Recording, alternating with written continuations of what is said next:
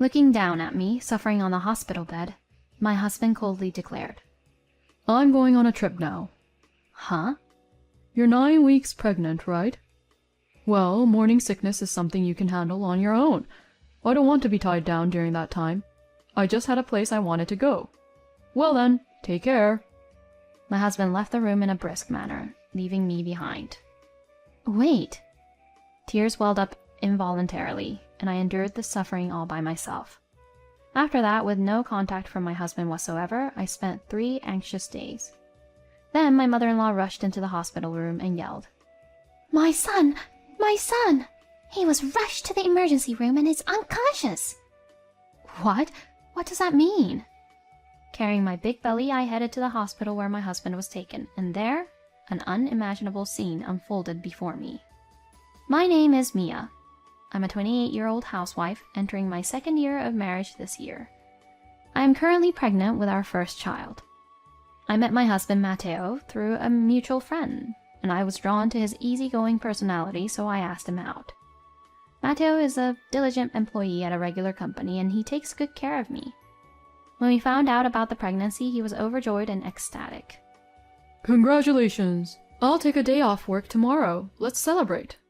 That's too much. We need to be responsible since we'll have expenses from now on, so please, focus on your work. Although I replied like that, I honestly felt happy to see him so excited. In the end, he treated me to a homemade meal over the weekend that was too much to finish. And so my pregnancy journey began. Since then, Matteo would buy multiple amulets for a safe delivery. And even before my belly grew big, he would place his hand on it every morning. May you be born healthy, he would pray. I had a lot of anxieties being pregnant for the first time, but seeing Matteo acting a little out of the ordinary like that made me feel better. Around the 7th week of pregnancy, I started to become somewhat sensitive to food smells. One day, despite having no appetite, I thought I should eat for nutrition, but when I forced myself to eat, my stomach felt extremely nauseous, and I rushed to the bathroom. In my foggy state of mind, I understood. Morning sickness had begun. When I finally calmed down and returned from the bathroom, Matteo, with a face ever paler than mine, was worried about me, so I couldn't help but laugh. Morning sickness symptoms weren't too severe yet, but despite Matteo being busy with work, he took care of me and showed me kindness. Even when he came home tired from work, he would talk only about me and our unborn child, and I genuinely thought he was a great husband from the bottom of my heart. However, the atmosphere at our home gradually started to change. There came a time when he would take out his smartphone more often, and when I caught a glimpse of the screen, it seemed like he was having exchanges with someone. It's Matteo we're talking about. It couldn't possibly be an affair, right? While feeling a slight sense of unease, I believed that at the time. However, as the days went by, the frequency of his exchanges on his smartphone increased. He even started taking out his phone during our conversations. One night, unable to sleep due to the effects of morning sickness, Matteo quietly got up, gazing at his phone screen, and left the bedroom. And there were times when he didn't return for a long time. I used to think that he went out because he was considerate of me sleeping, but the unease within me kept growing steadily. By the time I entered the 9th week of pregnancy, the symptoms of morning sickness had worsened, and I started experiencing headaches and ringing in my ears. It was no longer a situation where I simply felt anxious about Matteo's actions. Is the smell of food always this nauseating? I couldn't eat enough during meals, and even drinking water made my stomach feel queasy, causing me to vomit. With days like that continuing, my body gradually became unable to function properly, so Matteo drove me to the hospital and I was immediately put on an IV drip. Your morning sickness symptoms are severe. It would be better for you to stay in the hospital until your condition improves. I was able to go home that day, but the next day I was admitted to the hospital right away. Matteo expressed his concern for me, but he had a serious look on his face as if he was thinking about something. The next morning, after preparing for my hospital stay, Matteo drove me to the hospital again. Once I finished the necessary preparations in the assigned hospital room, Matteo said something unbelievable. I'm going on a trip now. Huh? I was so shocked that I couldn't find the words to speak. Before I had time to ask him where he was going or what he wanted, Matteo briskly left the hospital room. Leaving me behind for a trip? Is this some kind of joke? That's what I thought, and once I calmed down, I tried calling him, but there was no answer. As I became deeply troubled, the symptoms of morning sickness worsened. I could hardly eat any meals, and the headaches were so severe that I even thought I might die. I tried calling him multiple times, wishing that Matteo would at least be there, but for the next 3 days I couldn't reach him at all, and I was overcome with immense anxiety. My parents lived quite far away, so they couldn't come to visit me easily, and I was left to struggle with pain and uncertainty all by myself. In the midst of that, my mother-in-law came to visit me. "Long time no see, Mia. I heard you've been going through a tough time. Are you okay?" "I'm managing somehow. Thank you for coming all this way." Although I replied like that, I couldn't hide the worry in my expression. "You look a bit pale. Is something bothering you?" "Actually, Matteo went on a trip. It's been 3 days and I haven't been able to contact him." "Well, what on earth? That child?" My mother-in-law widened her eyes in surprise and immediately made a call to Matteo together as we went to the conversation room. I had thought it would be useless because he hadn't answered the phone this morning, but it seemed Matteo responded right away. "Matteo, where are you right now? Mia is extremely worried, you know. What are you thinking?" She's speaking quietly in the hospital, but I can tell that Priscilla is sternly reprimanding him. Now it seems Matteo has started talking, but I can't hear his voice from where I am. Matteo seems to be explaining at length, and my mother-in-law is listening attentively, nodding along. After a while, my mother-in-law, "Understood. I will talk to her." With just that response, she hung up the phone and turned to me. "What did he say?" "Well, there are some circumstances right now that I can't discuss, but when Matteo comes back, he will explain it himself. So for now, focus on resting and taking care of your health." My mother-in-law said that while avoiding eye contact, looking awkward. "What do you mean? Was it a trip?" I asked various questions, but I was only given vague answers, and I couldn't get a clear response. Afterward, my mother-in-law took care of my surroundings and left the hospital room, showing me kindness. Feeling even more anxious with the unsatisfactory answers, I couldn't sleep and spent my time on the bed, lost in thought. Then, after about 3 hours, the screen of my phone in silent mode lit up. "Matteo?" For a moment, I had hope, but it was my mother-in-law's name that appeared on my screen. "Mother-in-law, about earlier." Before I could finish my greeting, my mother-in-law shouted in a panicked voice. "Matteo! He was transported to the hospital and is unconscious." "Transported?" "Anyway, I'll come back immediately." As the call ended, I was overwhelmed and approached a nurse who was nearby. "My husband is in critical condition. I need to be discharged right away." The nurse was surprised by my urgency, but when she looked at the IV tube still attached to my arm, "Well, not right away," she stammered in her response. While we were calling for a doctor and explaining the situation, my mother-in-law arrived shortly after. In the end, we were able to obtain permission to leave on the condition that my mother-in-law would accompany me, and the two of us rushed out of the hospital. It seemed that Matteo had been transported to a hospital quite far away, but my mother-in-law provided a car and drove at high speed on the highway. During that time, there was no conversation between the two of us, and I could only pray. "What on earth is happening, Matteo? God, please help him." We drove for hours with hardly any breaks, and finally we arrived at the hospital. We quickly exited the car, inquired about the room with the guidance, and hurriedly made our way there. As I practically jumped into the room and opened the door, there before me on the bed was Matteo sleeping, and a young woman clinging to him and crying. Seeing that woman, my mind went blank. My mother-in-law was frozen by my side, just as shocked. Who is she? Finally managing to force out my voice, I received a shocking answer. "I'm Karen, Matteo's girlfriend." "Girlfriend? How?" The woman, while crying, still sent me provocative glances. She must know that Matteo is married and that I am his wife, but now was not the time to focus on that. I rushed to the bed. "What happened to Matteo?" "Actually, Matteo and I were on a trip, but he got into an accident along the way."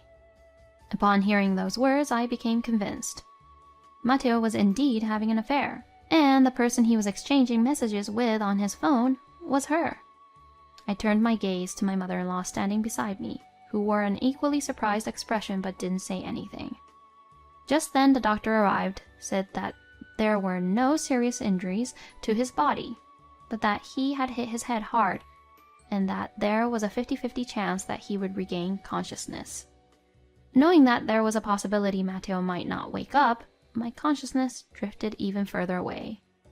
Despite feeling disappointed in his act of infidelity, I still loved my husband deeply. Holding his hand, I prayed from the bottom of my heart for him to regain consciousness. And then, to my astonishment, Matteo's hand moved slightly and he returned the grip. Acting on instinct, I tapped his shoulder and called his name repeatedly, and Matteo slowly opened his eyelids. It was a miraculous moment as he regained consciousness. Ah, thank you, God. When my mother-in-law went to call the doctor and have Matteo's condition checked, it seemed there were no particular issues, so she was allowed to stay with him. As my mother-in-law and I sat on the chairs next to Matteo, the woman who was his affair partner awkwardly moved her chair away and retreated to the corner of the room. "I'm glad you're okay. I was so worried." "Oh, I'm sorry." "But why did you leave me behind?" He hesitated for a moment, but then resignedly began explaining what happened over the past 3 days. "Your morning sickness was getting really severe, right? So I went to a spiritual hotspot to pray for your recovery." "Prayer?" I was taken aback by his unexpected words, but he didn't seem like he was lying. "I heard there's a powerful spiritual hotspot deep in the mountains that is believed to be effective for wishing for loved ones. But the road leading there is not well maintained, and it's like a hidden place, so it takes time to reach. That's why I had to leave the hospital quickly after you were admitted." "What? If that's the case, then why didn't you tell me?" "There are rules, you see. To make a wish at that power spot, I must not contact the person I'm wishing for." At that moment, I glanced at my mother-in-law. "I'm sorry. I heard it from Matteo over the phone, but he strongly warned me not to say anything either." So that's how it was. I appreciate that he went with good intentions, but there's something I can't forgive. But even so, you didn't have to go with your affair partner. "Affair?" He responded with a clueless tone, as if he didn't understand what I was talking about. Thinking he was pretending, I turned my gaze to that young woman sitting in the corner of the room, and Matteo, too, followed my gaze and looked at her. "Huh? Why are you—" he said with a bewildered expression on his face. "Huh?" Both I and my mother-in-law exclaimed in surprise and widened our eyes. The woman looked embarrassed and shrunk back slightly. "Who is she?" "She's a member of the same project team at work, right, Karen?" Upon being called Karen, she gathered her resolve and walked up to us. "I'm Karen. I'm sorry. It's a lie that I'm Matteo's girlfriend." Surprised, we listened as Karen began to explain the situation. According to her story, Karen admired Matteo, her senior colleague at work, and over time, that admiration turned into romantic feelings. Despite knowing he was married, she continued to message him outside of work hours, disguising it as work-related discussions. It turns out that Karen was indeed the person he was exchanging messages with on his smartphone. However, her attempts were in vain, as Matteo showed no interest in any woman other than his wife, completely unaware of her advances. In fact, "Asking questions even after work hours. She's so dedicated." She was even praised for her work ethic.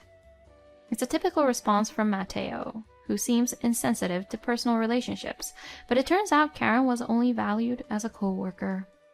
So Karen devised a plan. Karen was the one who revealed the famous spiritual hotspot to Matteo. She knew that Matteo was concerned about my morning sickness, and that he had strong religious beliefs, so she thought that if she told him about a powerful spiritual hotspot, he would definitely go. So through colleagues at work, Karen spread rumors to Matteo. As expected, the plan worked, and Matteo quickly set off after admitting me to the hospital. When Karen received a message on her phone that he would be taking some time off from work, she became convinced that he was going to the spiritual hotspot. With that certainty in mind, she waited for him there, secretly following his every move. If everything went according to plan, she would appear before Matteo the moment he arrived at the spiritual hotspot. "It's fate, isn't it?" It seems she had plans to say that and perform a prayer for a good relationship.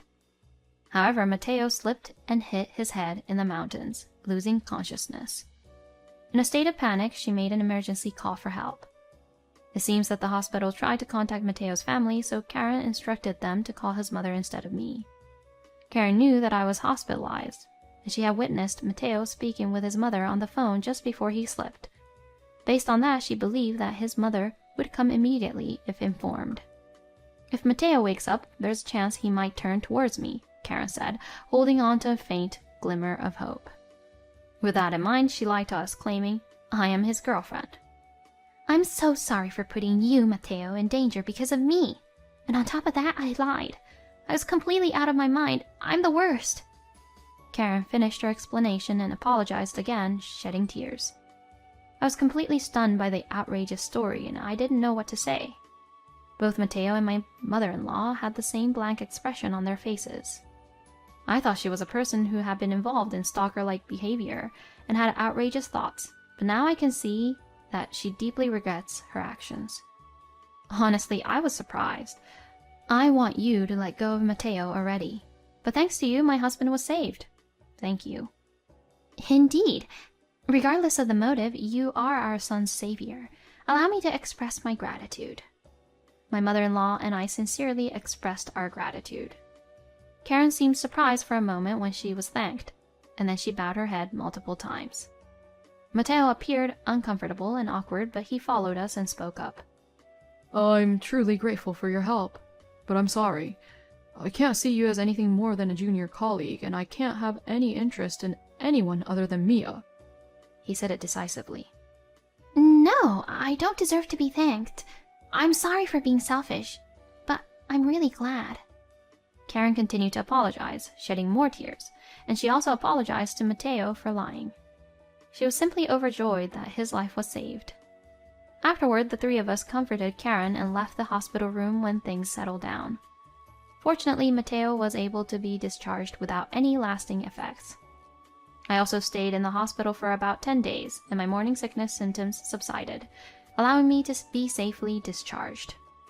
Matteo continued to worry and take care of me every day, and with the stability of the second trimester, I was able to live a calm life. Most importantly, the anxiety about my husband's infidelity disappeared. And then I safely gave birth while holding Matteo's hand. The next morning, still awkwardly holding our baby, Matteo came to the hospital room. "I'm so glad the baby was born safely. Now we need to go make a wish for the child's well-being." He said that and began earnestly searching for a place. I was somewhat amazed by Matteo's devoutness. "Remember this, being by our child's side is the best medicine, more than any wish," I gently advised him. Matteo had a bewildered look on his face. "But I don't have anything I can do." "You were hospitalized too, so you understand, right?" Upon hearing that, he nodded vigorously. "Ah, yes. I certainly felt anxious being alone." It seems like he finally understood. There will be many challenges in raising our first child from now on. Nevertheless, I am confident that everything will be alright as long as I am with him, I thought, and I embraced our newborn baby.